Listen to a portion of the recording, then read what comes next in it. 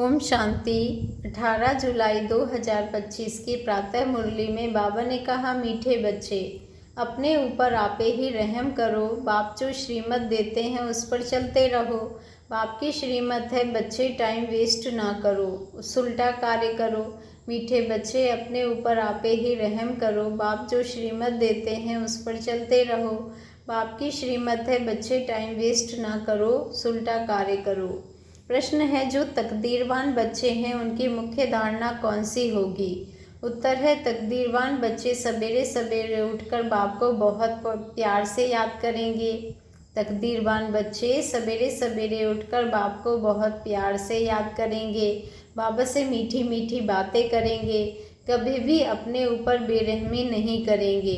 वह पासवेद ऑनर होने का पुरुषार्थ कर स्वयं को राजाई के लायक बनाएंगे। ओम शांति। बच्चे बाप के सामने बैठे हैं तो जानते हैं कि हमारा बेहद का बाप है और हमको बेहद का सुख देने के लिए श्रीमत दे रहे हैं। उनके लिए गाया ही जाता है, रहम दिल लिबरेटर। बहुत महिमा करते हैं। बाप कहते हैं, सिर्फ महिमा की भी बात नहीं, बाप का तो फर्ज है बच्चों को मत देना। बेहद का बाप भी मत देते हैं। ऊंचते ऊंच बाप है तो जरूर उनकी मत भी ऊंचते ऊंच होगी। मत लेने वाली आत्मा है, अच्छा व बुरा काम आत्मा ही करती है। इस समय दुनिया को मिलती है रावण की मत, तुम बच्चों को मिलती है राम की मत। रावण की मत से बेरहम हो, उल्टा काम करते हैं। बाप मत देते हैं, उल्टा अच्छा कार्य करो। सबसे अच्छा कार्य अपने ऊपर रहम करो। तुम जानते हो हम आत्मा सतो प्रधान थी, बहुत सुखी थी। फिर रावण की मत मिलने से तुम तमो प्रधान बन गए हो। अब फिर बाप मत देते हैं कि एक तो बाप की याद में रहो, अब अपने पर रहम करो। यह मत देते हैं, बाप रहम नहीं करते। बाप तो श्रीमत देते हैं और अपने पतित बाप तो श्रीमत देते हैं, ऐसे ऐसे करो, अपने ऊपर आपे ही रहम करो। अपने को आत्मा समझ और अपने पतित पावन बाप को याद करो तो तुम पावन बन जाएंगे। बाबा राय देते हैं, तुम पावन कैसे बनेंगे? बाप ही पतित को पावन बनाने वाला है। वह श्रीमत देते हैं, अगर उनकी मत पर नहीं चलते हैं तो अपने ऊपर बेरहम होते हैं। बाप श्रीमत देते हैं कि बच्चे टाइम वेस्ट मत करो। यह पाठ पक्का कर लो कि हम आत्मा हैं, शरीर निर्वाह अर्थ धंधा आदि भल करो, फिर भी टाइम निकाल युक्ति रचो। काम करते आत्मा की बुद्धि बाप तरफ होनी चाहिए। जैसे आशिक माशुक भी काम तो करते रहते हैं, दोनों एक दो के ऊपर आशिक होते हैं। यहाँ भी ऐसे नहीं है। बाबा कहते यहाँ ऐसे नहीं है। तुम भक्ति मार्ग में भी याद करते हो। कई कहते हैं कैसे याद करें? आत्मा का परमात्मा का रूप क्या है जो याद करे? क्योंकि भक्ति मार्ग में तो गाया जाता है कि परमात्मा नाम रूप से न्यारा है, परंतु ऐसे नहीं है। कहते भी हैं भ्रकुटी के बीच में आत्मा स्टार मिशल है। फिर क्यों कहते हैं कि आत्मा क्या है, उनको देख नहीं सकते? वह तो है ही जानने की चीज़, वह तो है ही जानने की चीज़। आत्मा को जाना जाता है, परमात्मा को भी जाना जाता है। वह अति सूक्ष्म चीज़ है, फायरफ्लाई से भी महीन है। शरीर से कैसे निकल जाती है पता भी नहीं पड़ता। आत्मा है, साक्षात्कार होता है। आत्मा का दीदार हुआ तो क्या, वह तो स्टार मिसल सूक्ष्म है। अपने को आत्मा समझ बाप को याद करो। जैसे आत्मा वैसे परमात्मा भी सोल है, परंतु परमात्मा को कहा जाता है सुप्रीम सोल। वह जन्म मरण में नहीं आते। आत्मा को सुप्रीम तब कहा जाए जब जन्म मरण रहित हो। बाकी मुक्ति धाम में तो सबको पवित्र होकर जाना है, उसमें भी नंबरवार है। जिसको हीरो हीरोइन का पार्ट है, आत्माएं नंबरवार तो है ना। नाटक में भी कोई बहुत पगार वाले, कोई कम पगार वाले होते हैं। लक्ष्मी नारायण की आत्मा को मनुष्य आत्माओं में सुप्रीम कहेंगे। वह पवित्र तो सभी बनते हैं, फिर भी नंबरवार पार्ट है। कोई महाराजा, कोई दासी, कोई प्रजा। तुम एक्टर्स हो, जानते हो इतने सब देवताएं नंबरवार हैं। अच्छा पुरुषार्थ करेंगे, उच्च आत्मा बनेंगे, उच्च पद पाएंगे। तुमको स्मृति आई है हमने 84 जन्म कैसे लिए। अब बाप के पास जाना है। बच्चों को यह खुशी भी है तो फकुर नशा भी है। सब कहते हैं हम नर से नारायण विश्व के मालिक बनेंगे, फिर तो ऐसा पुरुषार्थ करना पड़े। पुरुषार्थ अनुसार नंबरवार पद पाते हैं। सबको नंबरवार पार्ट मिला हुआ है, यह ड्रामा बनाया है। अभी बाप तुमको श्रेष्ठ मत देते हैं, कैसे भी करके बाप को याद करो तो विकर्ण विनाश हो। तो तुम तमो प्रधान से सतो प्रधान बन जाओ। पापों का बोझा तो सिर पर बहुत है, उनको कैसे भी करके यहाँ खलास करना है। हम आत्मा पवित्र बनेंगी। तमो प्रधान भी तुम आत्मा बनी हो तो सतो प्रधान भी आत्मा को बनना है। इस समय जास्ती इंसॉल्वेंट भारत है, यह खेल भी भारत पर है। बाकी वह तो सिर्फ धर्म स्थापन करने आते हैं, पुनर्जन्म लेते लेते पिछाड़ी में सब तमो प्रधान बनते हैं। स्वर्ग के मालिक तुम बनते हो, जानते हो भारत बहुत ऊंच देश था, अभी कितना गरीब है। गरीब को ही सब मदद देते हैं, हर बाबा कहते हर बात की भीख मांगते ही रहते हैं। आगे तो बहुत अनाज यहाँ से जाता था, अभी गरीब बने हैं तो फिर रिटर्न सर्विस हो रही है, जो ले गए हैं वह उधर मिल रहा है। श्री कृष्ण और क्रिश्चियन राशि एक ही है, क्रिश्चियन ने ही भारत को हप लिया है। अब फिर ड्रामा अनुसार वह आपस में लड़ते हैं, मक्खन तुम बच्चों को मिल जाता है। ऐसे नहीं कि श्री कृष्ण के मुख में माखन था, यह तो शास्त्रों में लिख दिया है। सारी दुनिया श्री कृष्ण के हाथ में आती है, सारे विश्व का तुम मालिक बनते हो। तुम बच्चे जानते हो हम विश्व के मालिक बनते हैं तो तुमको कितनी खुशी होनी चाहिए। तुम्हारे कदम कदम में पदम है। सिर्फ एक लक्ष्मी नारायण का राज्य नहीं था, डिनोस्टी थी ना। यथा राजा रानी तथा प्रजा सबके पाँव में पदम होते हैं। यहाँ तो अनगिनत पैसे होते हैं, पैसे के लिए कोई पाप आदि नहीं करते, अथाह धन होता है। जो देवी देवता धर्म स्थापन करते हैं, बाबा कहते हैं अथाह धन होता है। अल्लाह अव्वल दिन का खेल दिखाते हैं ना, अल्लाह तो अव्वल दिन अर्थात जो देवी देवता धर्म स्थापन करते हैं, सेकंड में जीवन मुक्ति दे देते हैं, सेकंड में साक्षात्कार हो जाता है, कारून का खजाना दिखाते हैं। मीरा श्री कृष्ण से साक्षात्कार में डांस करती थी, वह था भक्ति मार्ग। यहाँ भक्ति मार्ग की बात नहीं, तुम तो बैकुंठ में प्रैक्टिकल में जाकर राज्य भाग्य करेंगे। भक्ति मार्ग में सिर्फ साक्षात्कार होता है। इस समय तुम बच्चों को एम ऑब्जेक्ट का साक्षात्कार होता है। जानते हो हम यह बनेंगे, बच्चों को भूल जाता है इसलिए बैच दिए जाते हैं। अभी हम बेहद के बाप के बच्चे बने हैं, कितनी खुशी होनी चाहिए। यह तो घड़ी घड़ी पक्का कर लेना चाहिए, परंतु माया अपोजिशन में है तो वह खुशी भी उड़ जाती है। बाप को याद करते रहेंगे तो नशा होगा। बाबा हमको विश्व का मालिक बनाते हैं, फिर माया भुला देती है तो फिर कुछ ना कुछ विकर्म हो जाता है।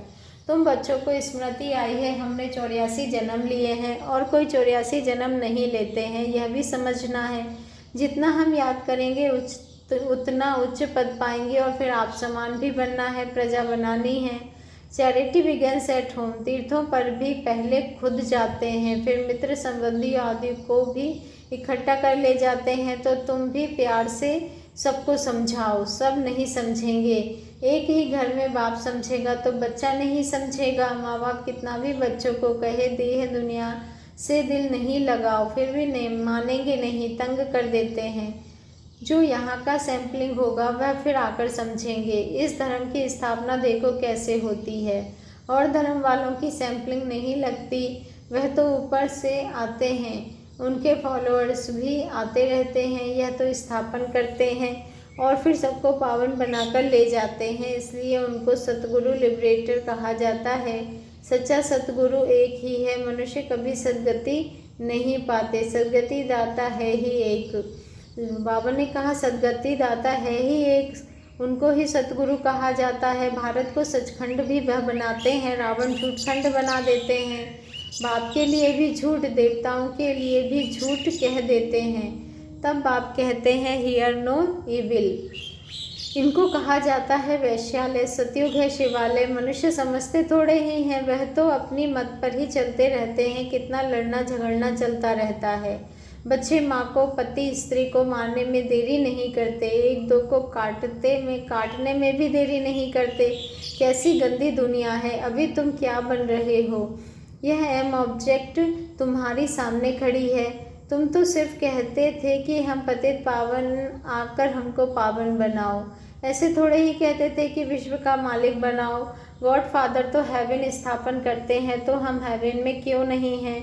फिर रावण तुमको नरकवासी बनाते हैं। कल्प की आयु लाखों वर्ष कह देने से भूल गए हैं। बाप कहते हैं तुम हेवन के मालिक थे, अब फिर चक्र लगाए हेल के मालिक बने हो। अभी फिर बाप तुमको हेवन का मालिक बनाते हैं। कहते हैं मीठी आत्माएं, बच्चों बाप को याद करो तो तुम तमो प्रधान से सतो प्रधान बन जाएंगे। तमो प्रधान बनने में आधा कल्प लगा है, बल्कि सारा ही कल्प कहें, क्योंकि कला तो कम होती जाती है। इस समय कोई कला नहीं है। कहते हैं मैं निर्गुण हारे में कोई गुण नहीं। इसका अर्थ कितना क्लियर है। यहाँ फिर निर्गुण बालक की संस्था भी है। बालकों में कोई गुण नहीं है, नहीं तो बालक को महाराजा से भी उच्च कहा जाता है। उनको विकारों का पता भी नहीं है। महात्माओं को तो विकारों का पता रहता है, तो अक्षर भी कितने रॉन्ग बोलते हैं। माया बिल्कुल अनराइटियस बना देती है।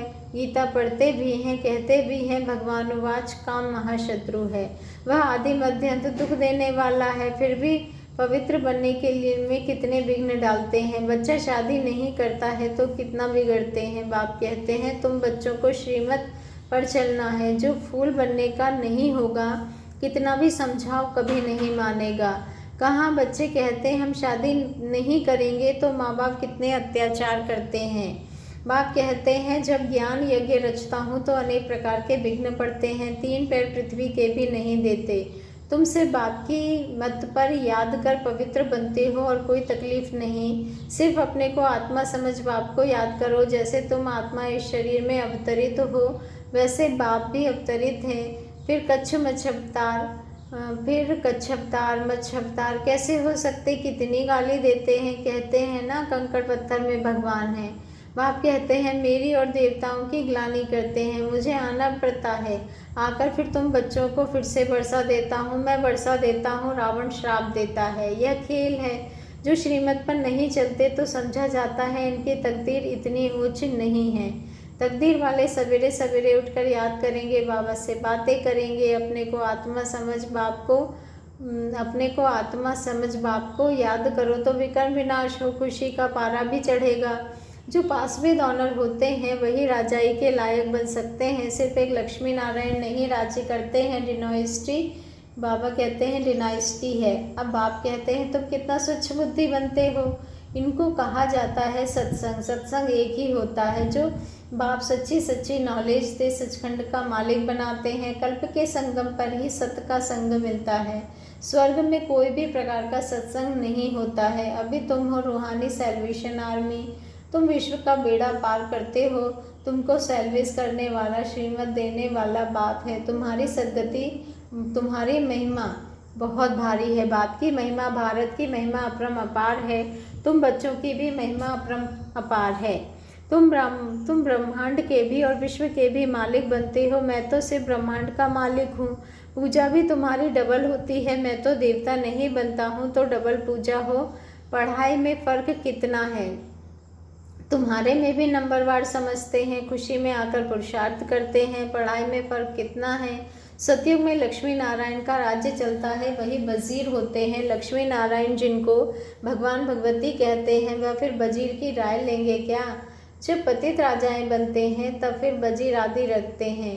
अभी तो है प्रजा का प्रजा पर राज्य। तुम बच्चों को इस पुरानी दुनिया से वैराग्य है। ज्ञान भक्ति वैराग्य, ज्ञान सिर्फ रूहानी बाप समझाते हैं और कोई सिखला ना सके। बाप ही पतित पावन सर्व का सद्गति दाता है। अच्छा मीठे मीठे सिके लदे बच्चों प्रति माता पिता बाप दादा का याद प्यार और गुड मॉर्निंग। रूहानी बाप की रूहानी बच्चों को नमस्ते। और हम रूहानी बच्चों की रूहानी माता पिता बाप दादा को दिल से याद प्यार, गुड मॉर्निंग और नमस्ते। शुक्रिया बाबा, शुक्रिया। धारणा के लिए मुख्य सार है, फर्स्ट पॉइंट है बाप की याद के साथ साथ अपने आप समान बनाने की सेवा भी करनी है। चैरिटी बिगिंस एट होम, सबको प्यार से समझाना है। सेकंड पॉइंट है इस पुरानी दुनिया से बेहद का वैरागी बनना है। Hear no evil, see no evil. उस बेहद के बाप के बच्चे हैं, वह हमें कारून का खजाना देते हैं। इसी खुशी में रहना है, वरदान है। हर संकल्प, बोल और कर्म को फलदायक बनाने वाले रूहानी प्रभावशाली भव। हर संकल्प, बोल और कर्म को प्रभावशाली बनाने वाले रूहानी प्रभावशाली भव। आज का स्वमान है, मैं रूहानी प्रभावशाली आत्मा हूँ। जब भी किसी के संपर्क में आते हो तो उनके प्रति मन की भावना स्नेह, सहयोग और कल्याण की प्रभावशाली हो। हर बोल किसी को हिम्मत, उल्लास देने के प्रभावशाली हो। साधारण बातचीत में समय ना चला जाए। ऐसे ही हर कर्म फलदायक हो, चाहे स्वयं के प्रति, सेवा के प्रति, चाहे दूसरों के प्रति। आपस में भी हर रूप में प्रभावशाली बनो। सेवा में रूहानी प्रभावशाली बनो, तब आपको प्रत्यक्ष करने के लिए निमित्त बन सकेंगे। ये स्लोगन है, ऐसी शुभचिंतक मणि बनो जो आपकी किरणें विश्व को रोशन करती रहे। ऐसी शुभचिंतक मणि बनो जो आपकी किरणें संपूर्ण विश्व को रोशन करती रहे। आज का व्यक्त इशारा है, संकल्पों की शक्ति जमा कर श्रेष्ठ सेवा के निमित्त बनो। समय प्रमाण शीतलता की शक्ति द्वारा हर परिस्थिति में अपने संकल्पों की गति को, बोल को शीतल और धैर्यवत बनाओ। यदि संकल्प की स्पीड फास्ट होगी तो बहुत समय व्यर्थ जाएगा, कंट्रोल नहीं कर सकेंगे। इसलिए शीतलता की शक्ति धारण कर लो तो व्यर्थ से बच जाएंगे। यह क्यों, क्या, ऐसा नहीं, वैसा, इस व्यर्थ की फास्ट गति से छूट जाएंगे। अच्छा, ओम शांति। शुक्रिया बाबा, शुक्रिया।